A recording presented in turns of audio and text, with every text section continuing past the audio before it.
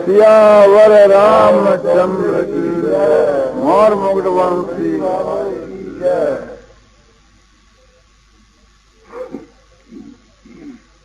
प्रातःकाल गुज्जतम बात को प्रकरण थो। सर्व गुज्जतमं भूय शृणु में परमं वचो इष्टोसी में दृढ़मिति ततो वक्ष्यामि ते हितम। गीता की 18वीं अध्याय का 64 का श्लोक है। इसका भाव यह है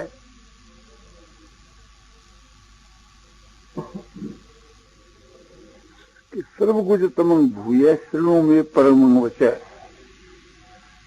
एक तो गुज्ज बात हो है, एक गुज्जतर है और एक गुज्जतम। यह सर्वगुज्जतम, चाहे सर्वगुज्जतम कर दो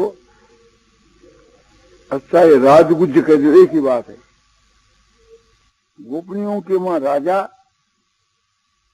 और गुज्जतम में भी गुज्जतम, सर्वगुज्जतम, उससे बढ़कर और कोई गोपनीय हो ही नहीं सके।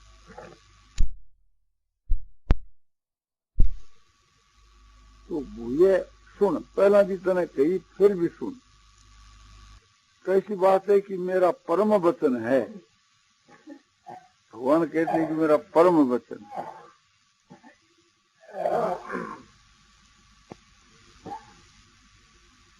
इष्टोसी में दृढ़मिति, तू अति से मेरा प्यारा है। दृढ़म माने बहुत ही दृढ़ प्यारा।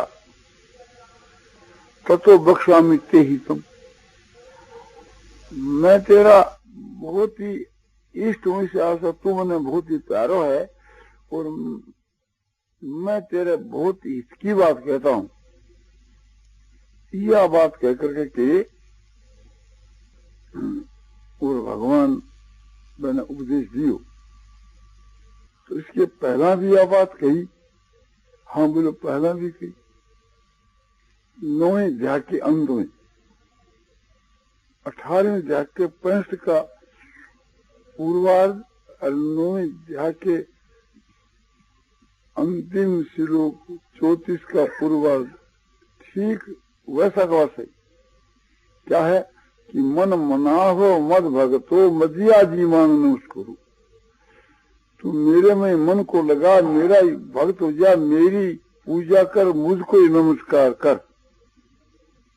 65 में तो कह दिया माँ में वैश्यत्तम ते प्रति जानने प्रियोसी में, तू मेरे को प्राप्त होगा, इसमें कोई संदेह की बात नहीं है। मैं तुम्हारे प्रति प्रतिज्ञा करके कहता हूँ क्योंकि तू मेरा प्यारा है। और 34 के अंत में ये कहा तू मेरे को प्राप्त होएगा। माँ में युक्त मातवान मत परायण है।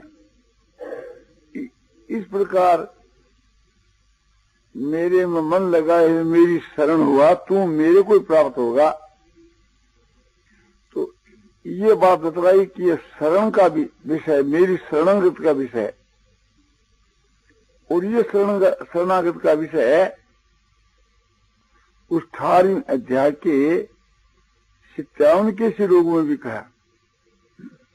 56 के श्लोक में सूक्त रूप से कह करके 57 के श्लोक में विस्तार से कह करके अर्जुन को आज्ञा दी। अर्जुन के लिए साफ कहा। 56 में तो ये बात कही कि सर्व कर्माण्यपि सदा कुर्वाणो यदपाश्रय मत प्रसादा दवापनोति शाश्वतं पदमद्यम। सर्व कर्माण्यपि सदा, सदा सर्वदा सर्व कर्म करता हुआ भी मेरी शरण लेकर के सदा सर्वदा कर्म करता हुआ भी मेरी कृपा से शाश्वत अविनाशी पद को प्राप्त होता है। कोई भी मनुष्य मेरी शरण लेकर के तो सदा सर्वदा कर्म करता हुआ भी मेरी कृपा से शाश्वत अविनाशी पद को प्राप्त हो जाता है। तो अति का क्या मतलब है? सदा सर्वदा कर्म करता हुआ भी, कटे भी भगवान ने कर्मों के विषय में इतना जोर नहीं दिया कि सदा सर्वदा कर्म करता हुआ। सदा सर्वदा तू मेरा समन करता हुआ युद्ध करे, तो गुण भाव से युद्ध की बात कही, सदा सर्वदा आपके समन की बात कही। और यहाँ मेरी शरण हुआ, इसके वहां वो भाव आ जाता है कि मेरी शरण हुआ सदा सर्वदा कर्म करने वाला पुरुष मेरे को प्राप्त हो जाता है। तो शरण के साथ में तो भाव ही उसके अंतर्गत आ ही जाता है, कर्मों के साथ में, वो शरण के साथ में, क्योंकि शरण हो करके करने के लिए आज्ञा देते हैं। तो अति का ये मतलब है, इसके पूर्व के बीच के मां ये बात दिखलाई है कि एकांत देश में जाकर करके और काम क्रोध लोभ आदि जो दुर्गुण है और परिग्रह है और मन के भीतर में संकल्प विकल्प है, ये सब को छोड़ कर करके ध्यान योग परो नित्यं वैरागं समुपाश्रित, वैराग को आस और लेकर के नित्य ध्यान के में स्थित होकर करके और साधन करने से जो मेरी प्राप्ति हो जाती है, वही मेरी प्राप्ति। मैंने सब कर्माने छोड़कर वन में जाकर एकांत के मां वास कर करके, सब दोषाने छोड़ करके और सब परिग्रह ने छोड़ करके और साधन करने वाला मनुष्य जिस प्रकार से थी उसे परमात्मा को प्राप्त हो जाता है, मुझ परमात्मा को प्राप्त हो जाता है। तो सदा सर्वदा कर्म करता हुआ भी मेरी शरण के प्रभाव से, मेरी कृपा से और शाश्वत अविनाशी पद मिल जाता है। इसलिए तू सर्वथा मेरी शरण होकर के कर्मों का आचरण कर, कर्म भी मेरे में अर्पण कर दी। तो चेष्टा सर्व कर्माणि मयि संन्यस्य मत पर और बुद्धि योगोपाश्रित मच्चित्त सत्संग भावे। तू अर्जुन, इसलिए तू मन से सारे कर्मों को मुझ परमात्मा में समर्पण कर दे और कर कर तू खुद मेरी शरण आ जा।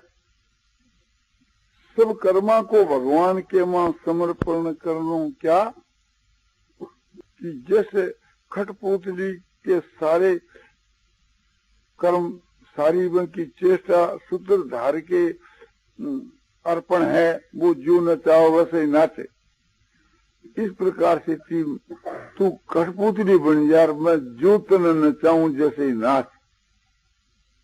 तुम्हारे मन, शरीर और इंद्रियों से होने वाली सारी क्रिया की बागडोर तू मेरे हाथ में दे दे और मैं जैसे नचाऊं वैसे ही नाच। तो सारे कर्मों को यानी सारी क्रियाओं को भगवान में समर्पण कर देना,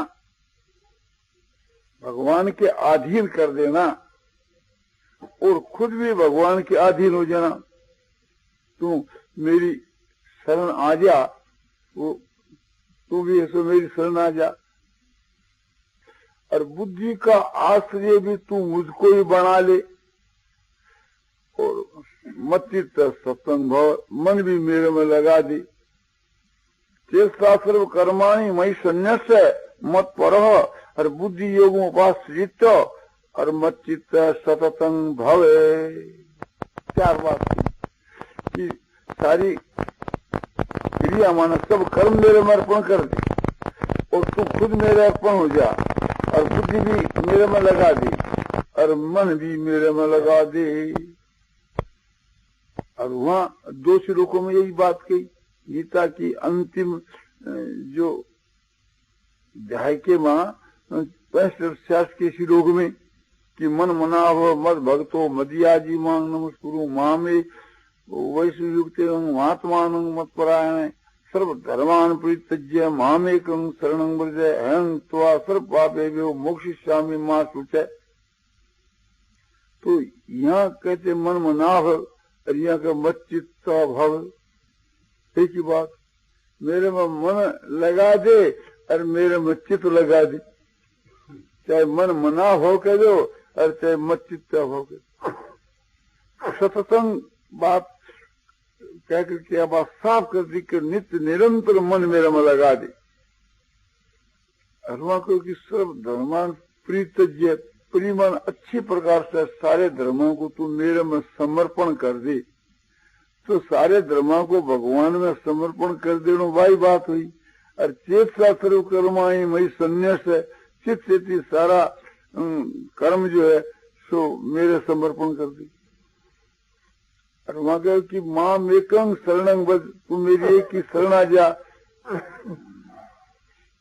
और यहाँ कह दो कि मत परह, मेरे प्राण हो जा। 57 के श्लोक में तो कह दियो कि मत परे,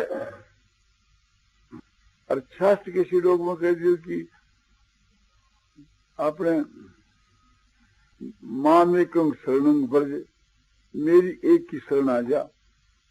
66 के श्लोक में कहो कि सर्व धर्मान परित्यज्य मां मेकं शरणं व्रज, सारे धर्मों को तू मेरे में छोड़ करके मेरी एक की शरण आ जा, 66 के श्लोक में।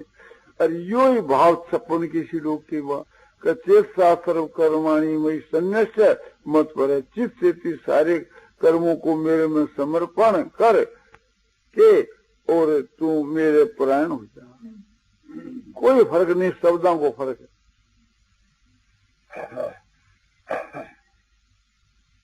यहाँ फल दिखायो कि तू सोच मत करना अब मैं तेरे को सब पापों से मुक्त कर दूंगा। यहाँ 58 के श्लोक में कहते हैं मच्चित सर्व दुर्गाणी मत प्रसादा त्रिशि, मेरे में चित्त लगाने से क्या होगा कि मेरी कृपा से सारे संकटों से तर जाएगा, सारे संकटों से तर जाएगा। और वहां कह दियो कि मैं तेरे को सब पापों से मुक्त कर दूंगा। सब तो सब पापों का फल ही संकट है, तो सब संकटों से तरना और सब पापों से मुक्त करना एक ही बात है। तो इस प्रकार से थी भाव से बहुत सी बातें एक ही मिल जाती है, और जो नहीं मिलती है, जो 65 के श्लोक के बीच के मां 88 के श्लोक में जो शब्द अधिक है वो 57 और 58 के मां उसका अध्ययन कर लेना चाहिए। और 57 और 58 के श्लोक में जो शब्द उसमें नहीं है तो वो उसको समझना चाहिए। जो एक प्रकरण एक ही है, एक एक बात को उसी रूप के मां कहे तो वह रोचक भी नहीं हुए और उसमें सुंदरता भी नहीं लगी। इस वास्ते भगवान शब्दांतर से प्रकारांतर से भाव वही आपने दर्शाई। और यो ये भाव 9 अध्याय के अंत के मां साफ साफ आपने 34 के श्लोक में, और मैं को जो बीज एक प्रकार से 32 के श्लोक में, 9 अध्याय के 32 के श्लोक में, जैसे यहाँ 18वें अध्याय के 56 और 57 को जो खुलासा है, जो को बीज जो है 56 में है। 56 में क्या सर्व कर्माण भी सदा कुर्बानो मेरे वास्तरी हो, मेरी शरण होकर के सब कर्म करता हुआ पुरुष मेरी कृपा से शाश्वत विनाशी पद को प्राप्त हो जाता है। तो मेरी शरण है यो बीज है। तो वहां 32 में यो बीज, 32 में क्या है कि मांगी पार्थ पाश्रित ये पीछो पाप यो निह स्त्रियो वैश्वा तथा शूद्रा सेप्यांति प्रांगति। अर्जुन मेरी शरण होकर के ये स्त्री हो चाहे वैश्य हो चाहे शूद्र हो चाहे पाप योनि वाले चंडाल भी क्यों नहीं हो, वे भी परम गति को प्राप्त हो जाते। वहां का वे भी परम गति को प्राप्त हो जाते। और यहाँ कहते हैं मेरी शरण वह सदा सर्वदा कर्म करता हुआ मेरी कृपा से शाश्वत अविनाशी पद को प्राप्त हो जाता है। तो शाश्वत अविनाशी पद है और परम गति एक ही चीज, चाहे परम गति को प्राप्त होना कह दो और चाहे शाश्वत अविनाशी पद को प्राप्त होना कह दो। और वहां कह दिया कि कोई भी सदा सर्वदा कर्म करता हुआ, और यहाँ कह दिया कि कोई भी जाति वाला क्यों नहीं हो। तो यहाँ जो जाति की बात कही है स्त्री वही शूद्र आदि, तो वहां ले लो स्त्री वही शूद्र भी, और वहां कोई शब्द का जो मतलब है वो इसे स्त्री वही शूद्र चंडादी वही बता। तो कोई भी भगवान की जो शरण हो जाता है वो एक प्रकार से परम गति को प्राप्त हो जाता है। वहां ये बात अधिक अधिक की मेरी कृपा से, तो मेरी कृपा से वहां कह दी तो वहां साफ कह दी, यहाँ नहीं कही तो भी वो मान लो कि भगवान की कृपा से उद्धार होगा। तो भाव सिद्धांत एक, तो बात या कहनी है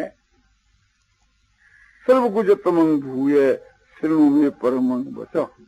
सर्वगुजतम बात जो है सो मेरे से तू फिर सुन। पहला तो कह चुके फिर सुन, तो पहला कहाँ गई उस 18वें अध्याय के मां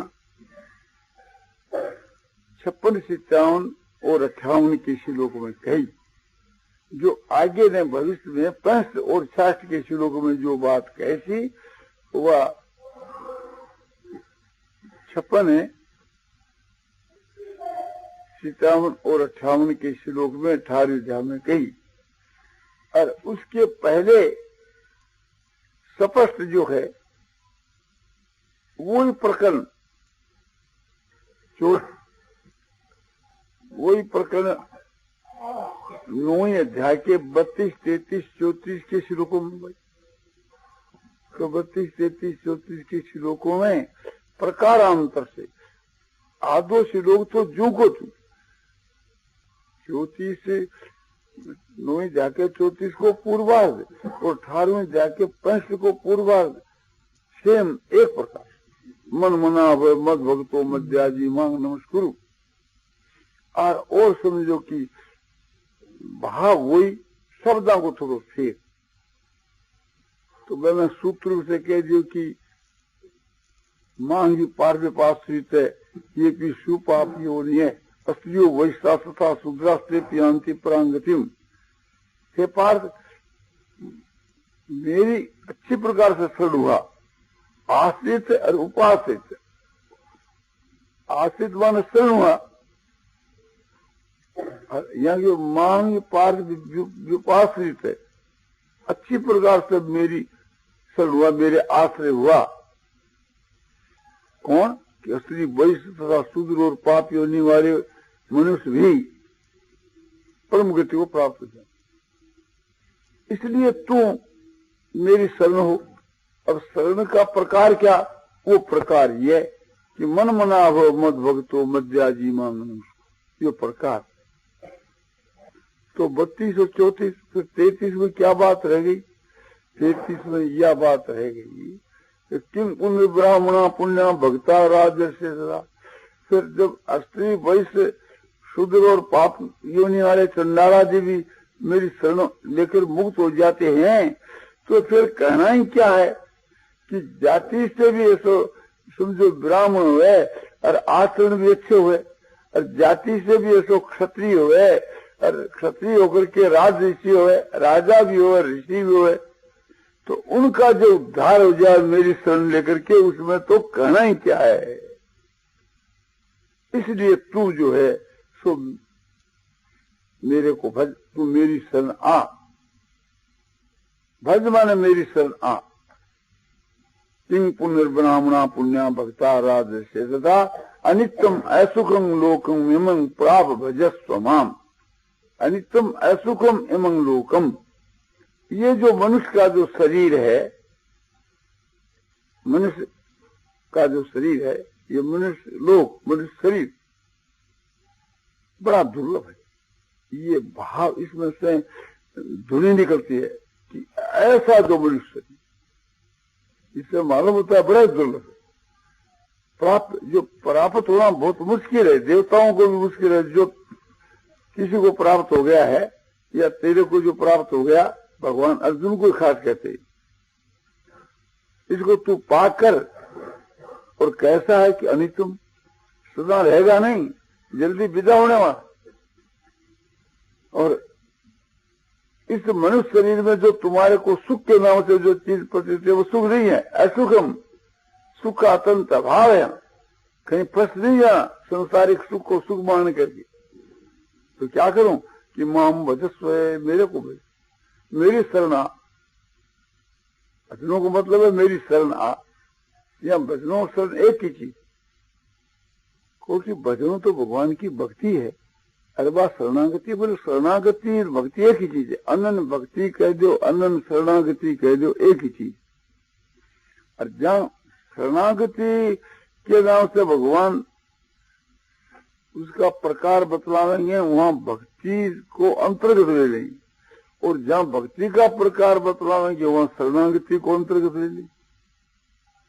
तो यहाँ शरणागति का स्वरूप बतलाना, इस वास्ते भक्ति को एक अंग है। इस वास्ते माम भजस्व, तुम मेरो भजन कर, यानी तू मेरी शरणागत। किस प्रकार कि मन मना हो मद भक्तोर मध्या जी मांग नमस्कुरु। मन मना हो, मन मेरे में लगा दे, ये मन के द्वारा भगवान की शरण होना। और मद भक्तो भर, हृदय के मां, बुद्धि के बीच के मां मेरो प्रेम वालो बन जा। प्रेम हो गुना भगवान को भजन उसके अंतर्गत ही है। मद भक्तो भव कह देती है, और माम भजस्व कह दे कि मेरो भजन कर। अरे या मेरो भक्त हो, भक्त हो गो भजन करो। तो इस वास्ते एक ही बात है। और मदिया जी, और मेरी तू पूजा कर। जैसे 18वें अध्याय के 46 के श्लोक में आपकी पूजा बताई भगवान। क्या पूजा बताई कि यत प्रवृत्तिर्भूतानांगेन सर्वमिदं तम स्वकर्मा तम व्यर्थ सिद्धिं विन्दति मान। भगवान कहते हैं मेरे से सारी संसार की उत्पत्ति है और मैं सारी संसार के मां व्यापक हूं। इस प्रकार से चीज समझ करके और अपने अपने कर्मों के द्वारा मुझको पूज करके और मनुष्य सिद्धि को, यानी परम गति को, परम सिद्धि को, परम पद को, जो कुछ नाम से कहो प्राप्त हो। तो तू क्षत्रिय, क्षत्रिय धर्म से, वैसे तो अपने वैश्य धर्म से, वैश्य का धर्म कृषि गोरक्ष वाणिज्य, क्षत्रिय का कर्म सो न्याय युद्ध है। मदिया जी तू मेरी सो पूजा कर।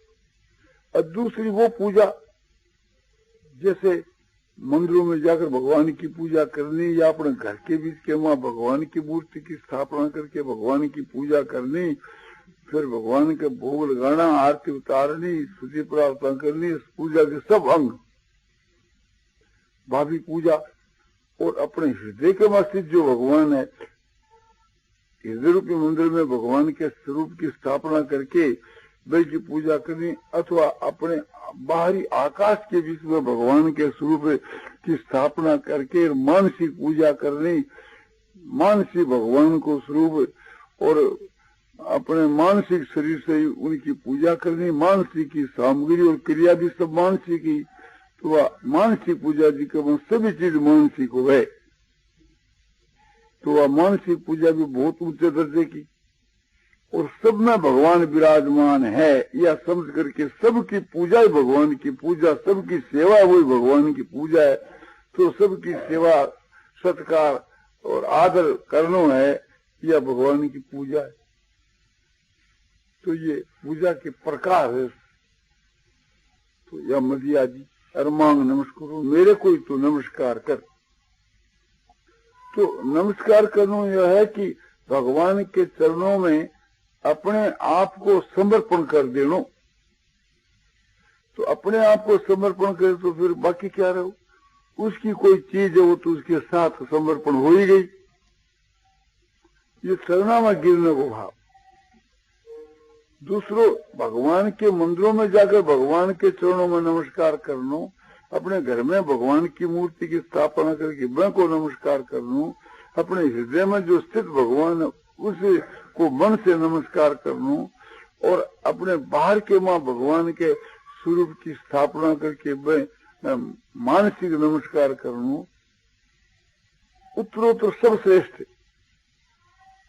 और सारे भूत प्राणियों के मां भगवान विराजमान हो रहे हैं, ऐसा समझकर सबको नमस्कार करो। भगवान को नमस्कार है। यहाँ तुलसीदास जी कहते हैं, सिया राम में सब जग जानी करूं प्रणाम जोर जुग पानी। सबको सीताराम को रूप जान करके सबको मैं हाथ जोड़ के प्रणाम करता हूँ। ये भगवान को सर्वव्यापी मान करके प्रणाम करूं। निराकार भगवान को प्रणाम की बात है, या सर्वव्यापी मान करके। और वह सगुण साकार भगवान को नमस्कार की बात है, जो एक देशी मान करके। एक देशी है वही सर्वदेशी है, और जो सर्वदेशी है वही एक देशी है। जैसे अग्नि सब जगह में व्यापक है, और घसने से जैसा ही घसने से वही अग्नि प्रकट होती है, जो सब दुनिया के वहां अग्नि बोल करके व्यापक है, वही अग्नि। जो जैसा प्रकट हुई अग्नि वह सारे ब्रह्मांड को जलाने की शक्ति रखती है। इसी प्रकार से जो एक देश में प्रकट रहा भगवान, सब संसार का उद्धार कर। तो मन मना भव मत भक्तो मध्याजी मांग नमस्कुरु तो माँ में वैसे युक्त आत्मान मत प्राण माम एव इससी, यानी तू मेरे को ही प्राप्त होगा। एव देखे के जोर दे दिया, इसमें कोई शंका की बात।